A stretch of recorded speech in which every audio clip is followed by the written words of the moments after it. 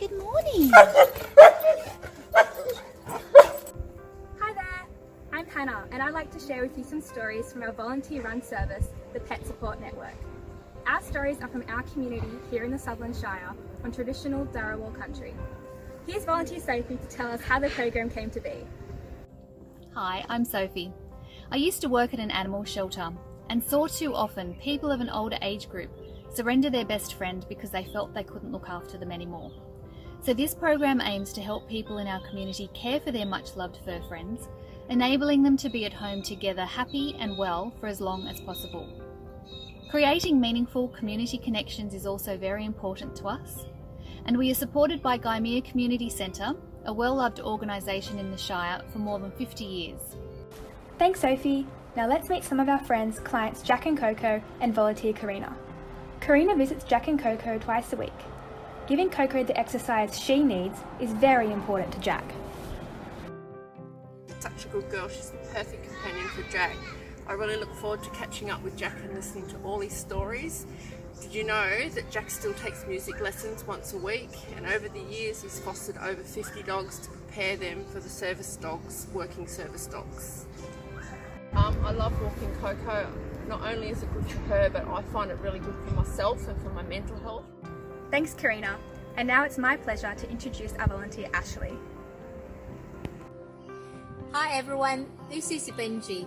Unfortunately, Benji was born blind 7 years ago, but his mom saved him from terrible gruesome fate, and they've been friends ever since. I take Benji for walks, bath him, take him to vet appointments, administer medication whenever it's needed. When we first met Benji, we had to build up his fitness because he hadn't been for walks before. Benji's mom was always worried, being blind, he would run under her mobility scooter wheels. But fortunately, with the help from Pet Support Program, Benji could get all the exercise he needs. Oh yes, it definitely makes me happy to help others in need. There was one time when I popped over to take Benji for a walk. His mom really needed some help. It's fortunate I was there.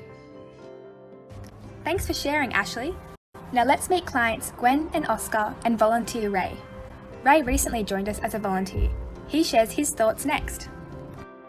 I've been fortunate enough to work from home during COVID, so it's the perfect opportunity to help ones out like Gwen, whom I've learned was a nurse and midwife for many years, so it kind of feels like we're paying her back in a sense. My dog Oscar is very active and doesn't mind a jog, so it's been the perfect match for me personally. Awesome, thanks Ray. Volunteer Dakota is next to tell us about fur siblings Ace and Maggie. Dakota and I walked these two together. Aren't they gorgeous? They're both rescue dogs. Their dad is managing a progressive nervous system disorder, and it's restricting him from getting Ace and Maggie out and about. So when we get them back from a good walk a few times a week, they are relaxed and ready to hang out with their dad, giving him the best companionship anyone could ask for. And I have to add, walking these two is great for my fitness, and it's nice walking with another volunteer too. Totally agree. Thanks Dakota. See you in our next walk, guys. For our last story, let's check back in with volunteer Sophie. This is Snowden. His mum Julie called us for help after a sudden period of hospitalisation. Due to Julie's ongoing medical condition, she became very concerned for Snowden's welfare should she need to go into hospital again unexpectedly. Julie was so worried about Snowden's care that she even considered rehoming him. But being her best friend of 10 years, that thought was very painful. So together we came up with a plan that has eased Julie's worries. I visit regularly and help with Snowden's general care, and my phone number is on Julie's fridge in case of an emergency. It's great to see that Julie has now returned to her love of art, and she takes great inspiration from Snowden and her garden. Well, I think we can thank all our clients and volunteers for the inspiration to create this mini-movie. Well, that's a wrap, everyone. We hope you enjoyed hearing our stories from the Pet Support Network. Bye!